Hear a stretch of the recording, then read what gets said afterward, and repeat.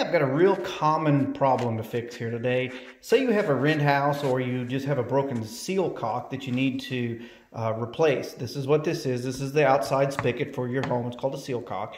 And this particular house has CPVC plumbing underneath. So this is the female fitting that'll go on here. And what I'm going to do is take some pipe dope and I'm going to put it on these threads here. And then I'm going to thread this on and get it nice and tight. Then I'm going to go under the house. I'll show you that in just a minute.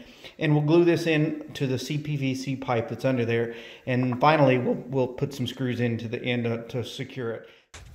Now that I'm under the house, we've cut this off on the back side. We simply pull it out, discard it, and here's the new one going back in.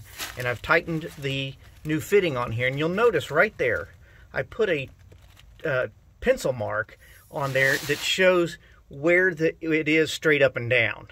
You don't want to put this in and it not be straight up and down. So again, there's the pencil mark and you follow it down the shaft and that's going to be straight up and down when we put it in. So we just simply slide it through the concrete blocks, and sometimes it's a snug fit like that. So we're going to put it like that, and then we'll go under the house and attach it. Okay, now I'm back under the house. I've put the sill-cock through the concrete block, and we've attached our CPVC with glue according to manufacturer's recommendations, so that'll hold nice and good. Now, here's what I wanted to point out. Here, I know it's hard to see, but here's my pencil mark that showed me which is the top center on this, so that on the outside, which you can tell from in here, it'd be impossible to see which direction the sill-cock is facing outside. So that mark told me which way it is, so when we go out there, you'll be able to hook your hose up just as easy as it can be. Now, if you're lucky enough that this pipe actually comes through your rim joist, you can just put screws in it to hold it. I'll have to put some concrete anchors in to hold it nice and firm so you don't pull it out with the hose.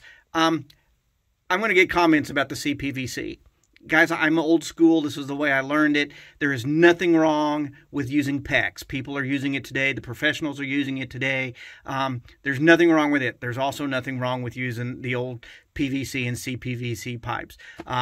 It's just a matter of preference for me. It's just the way I learned it. It's the way I want to do it. And for today's tutorial, replacing a sill-cock is very easy, and you can do it yourself. If you hire it done, it's typically in my area about $100, $120 to have it done, depending on how much pipe they have to run.